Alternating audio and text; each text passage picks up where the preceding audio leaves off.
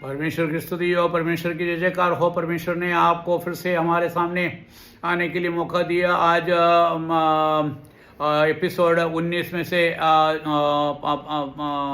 पढ़ेंगे जो परमेश्वर का न्याय जो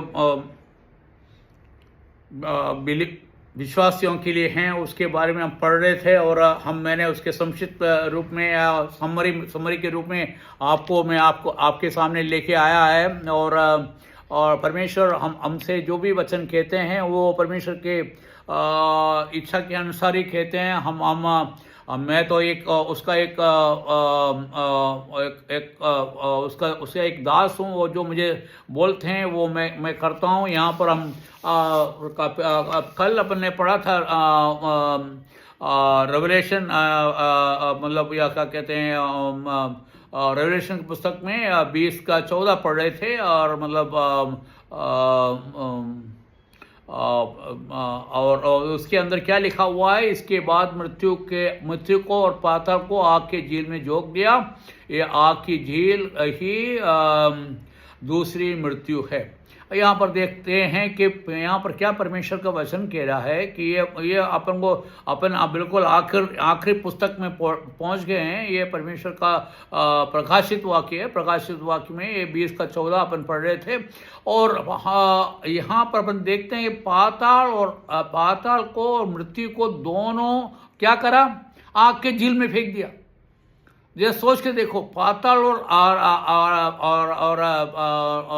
क्या कहते हैं, पाताल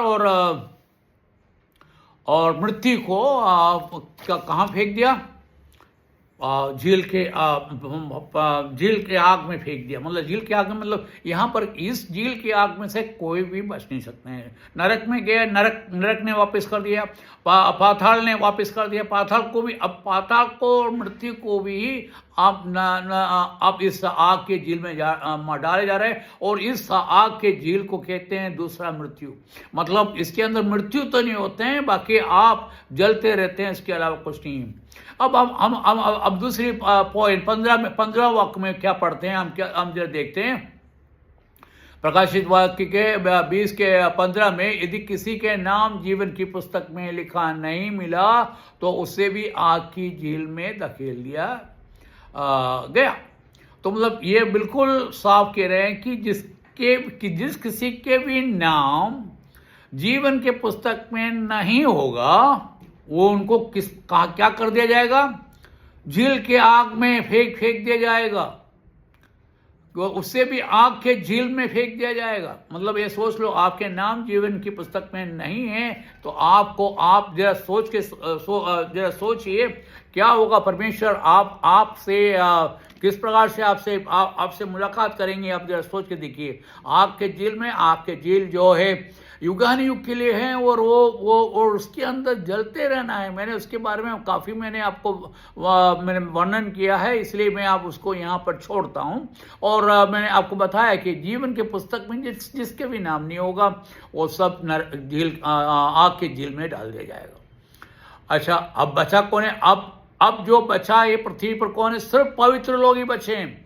तो अब यहाँ पर हमने देख लिया कि परमेश्वर का न्याय किस प्रकार से होते हैं, और परमेश्वर का न्याय उन लोगों के साथ किस प्रकार से होंगे हमने देखा। मैंने आपको पहले बताया, एक विश्वासियों का न्याय के बारे में बताया, जहाँ पर आपको क्या मिलेगा, आपको प्रतिफल मिलेगा। आप जो भी काम कर रहे हैं उसके प्रतिफल मिलेंगे। अच्छा ही करा, बुरा करा, उसको प्रतिफल मिलेंगे। और दूसरी जहाँ पर क्या देखा है कि वहाँ पर जो है आपको वहाँ पुराने नियम के विश्वासियों के लिए है, जो विश्वासी हैं उन लोग तो पृथ्वी पर राज करेंगे, और जो विश्वासी नहीं है और उस टाइम जो जिंदा है, जो परमेश्वर को नहीं मानते हैं, और वो भी क्या करेगा, उनको भी नरक में डाल दिया जाएगा। इन नरक में से फिर उनको वापस जाना है। ये मैंने आपको पहले बता दिया। अच्छा, अब अपन यहाँ पर अपन देखते हैं पर प्रभु यीशु मसीह मृत्यु के बारे में क्या लिख रहे हैं। और अपन इसके अंदर अपन यूहन्ना के सुसमाचार में 5:28 में क्या पढ़ते हैं, 5:28 और 29 में क्या पढ़ते हैं, इस पर आश्चर्य मत करो कि यह वह समय आ रहा है जब वे सब जो अपनी कब्रों में हैं उसका वचन सुनेंगे। देखो अभी तो मैं आपको एक बात बताऊं, अभी लोग वचन को सुनना नहीं चाहते हैं। और ये अब यहाँ पर लिखा हुआ है यूहन्ना की पत्री में, यूहन्ना के सुसमाचार में क्या लिखा हुआ है, पत्री में सुसमाचार 5 के 28 में लिखा हुआ है, हाथ से मत करो। आपको आप अभी मना कर रहे हो, बाकी उस टाइम उसका कोई फायदा नहीं होगा। आप जो क्या कर रहे हैं, सब अपने कब्रों में हैं उसका वचन सुनेंगे और बाहर आ जाएंगे। जिन्होंने अच्छे काम किए वे पुनरुत्थान पर जीवन पाएंगे, पर जिन्होंने बुरे काम किए वो पुनरुत्थान पर दंड दिए जाएंगे।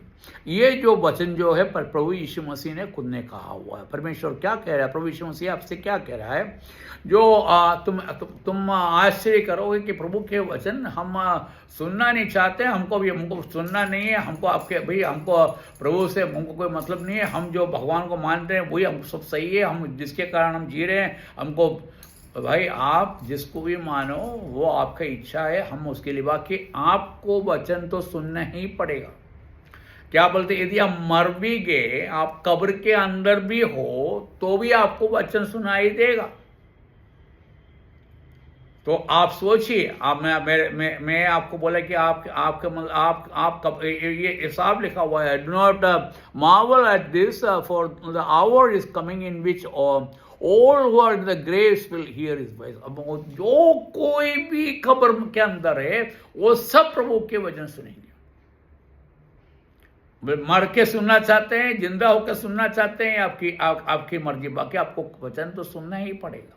और ये और यदि आपने अभी सुनेंगे तो आपको फायदा ये है कि आप स्वर्ग के वासी होंगे।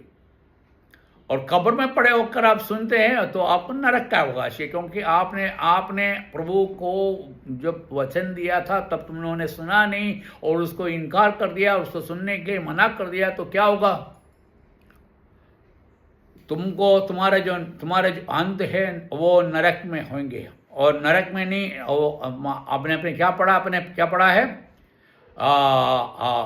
क्या कहते हैं, आग की दरिया में डाल दिया जाएगा, जो कि दूसरी मौत है। और इसलिए और इसके अंदर दूसरी 29वें आयत में क्या पढ़ा है, और बाहर आ जाएंगे जिन्होंने अच्छे काम किए हैं वे पुनरुत्थान पर जीवन पाएंगे। और उसके अंदर जो अच्छे काम किए हुए हैं वो क्या करेंगे, पुनरुत्थान पर जीवन पाएंगे। मतलब प्रभु जब आपको जी उठाएंगे, मतलब आप कब्र में से आप निकल के आएंगे, और वो अच्छे काम किया तो वो क्या होगा, पुनरुत्थान पर क्या जीवन पाएंगे। वो मरेंगे नहीं, वो नरक में नहीं जाएंगे यदि अच्छे काम करते हो। बाकी अच्छे काम करना बड़ी मुश्किल है और ये कुछ भी करने की जरूरत नहीं है यदि आप परमेश्वर को स्वीकार करते हो। पर जिन्होंने बुरे काम किए हैं उन्हें पुनरुत्थान पर दंड दिए। जिन्होंने भी बुरे काम किए उनको क्या होगा, पुनरुत्थान पर आपको दंड मिलेंगे।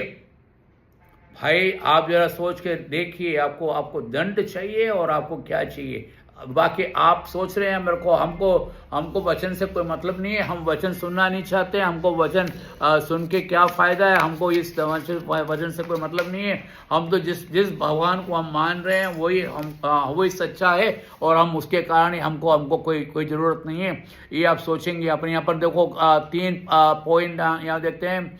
जो कोई भी रिफ्लेक्शन ऑफ द जो भी अच्छे काम करेंगे वो क्या है कि वो जीवन में पाएंगे, और जो बुरा काम करेंगे वो कहाँ जाएंगे, परमेश्वर के न्याय के सिंहासन के सामने जब आएंगे बुरे काम, जब अब मरने के बाद जी उठने के बाद भी क्या होंगे, अब नरक में जाएंगे।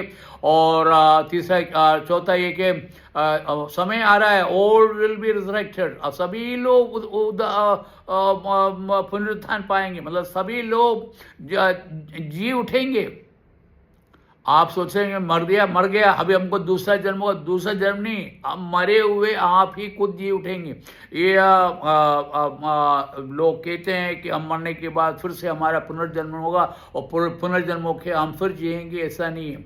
मनुष्य को एक ही जन्म है और ये जन्म कैसा जन्म है, अंत तक लेके जाना है। अंत तक मतलब मरने का, आप मरने के बाद भी जी उठेंगे और जी उठने के बाद भी आपको इस लाइफ को इसको आपको बिताना होगा। आप बोले कि नहीं मैं तो पुनर्जन्म पाके मैं कोई भी मैं अच्छा काम मैं उस टाइम अच्छा काम कर लूँगा, कुछ ऐसा जैसा सोच रहे हो और मेरे पुनर्जन्म होगा। ये सब पुनर्जन्म नहीं होते हैं, सिर्फ जी उठते हैं। जो भी मरे हैं, जो भी व्यक्ति, जितने भी व्यक्ति इस पृथ्वी पर जन्मा है, वो सब जी उठेंगे। ऐसा कोई व्यक्ति नहीं है जो जी उठेंगे नहीं। और यदि आपका 2 बार या 3 बार जन्म हुआ तो आप कैसे कौन सा किसको परमेश्वर का दंड मिलेगा? आपको आप ही है और आपको दूसरा पुनर्जन्म नहीं होते हैं। और परमेश्वर आपको क्या करेंगे, और आपके काम के मुताबिक आपने अच्छा किया तो आपको जीवन में प्रवेश करने को मौका मिलेगा, और अच्छा नहीं किया तो आपको दंड में या नरक में जाने का आपको मौका मिलेगा। आप नरक में जाना चाहते हैं, जो नरक में भी नहीं है उससे भी बढ़कर आग के झील में जाना चाहते हैं, आप सोचिए। अब मेरा अगला पॉइंट है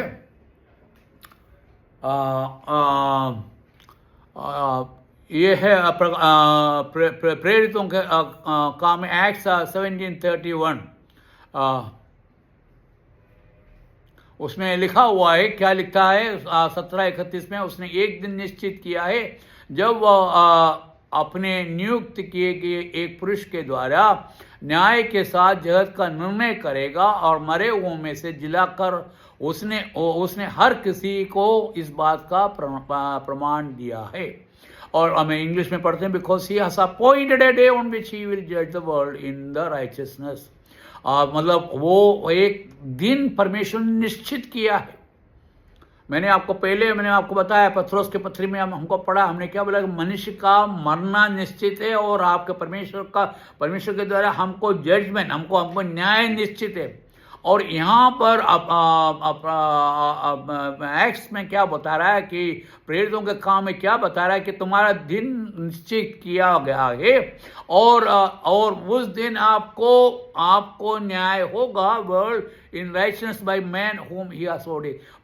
पिता परमेश्वर ने जिसको सच्चाई के रीति से अपनाया है और जिसको अपॉइंट किया है, वो आपका न्याय करेगा। उस सच्चाई के साथ न्याय करने वाला कौन है? सिर्फ प्रभु यीशु मसीह, और उसके अलावा कोई नहीं। मेरा समय यहाँ पर ख़त्म हो रहा है। मैं आपको बताऊँ, परमेश्वर, मेरे प्रिय भाई और बहनों, आप समझें आप किधर की ओर जा रहे हैं। यदि आपने परमेश्वर को स्वीकार नहीं किया तो आप आग के झील में जाओगे, और वहाँ पर आप अनंत काल तक, जिसका अंत नहीं है, और जलता रहोगे। आपके अपने अनंत काल तक आप जलता रहना चाहते हैं, या प्रभु को स्वीकार करने पर आपको अनंत काल तक आपको जीवन मिलेगा, और आप इस पृथ्वी पर या इस स्वर्ग में आप जिएंगे। यहाँ पर उस टाइम ना तो कोई पाप होगा, क्या कोई भी रोग नहीं, कोई दुख नहीं, कोई मुसीबत नहीं। ऐसे काल में आप जीना चाहते हैं, ये आपकी मर्जी है। आप जैसा भी समझें, और मैं वचन में से आपको बताया, आपको लेना है लीजिए। बाकी मैंने आपको फिर बता रहा हूँ, आप नरक की ओर मत जाइए। मौका मिला है, अभी स्वीकार करें ताकि आप नरक में जाएं। परमेश्वर के नाम की महिमा हो, परमेश्वर के नाम की स्तुति हो। आज आपने इतनी सारी बातें सुना। हम नरक में से, हम आग के झील में से हम किस प्रकार से बचें, इसके बारे में हम सुना। प्रभु के नाम की महिमा हो। आमीन।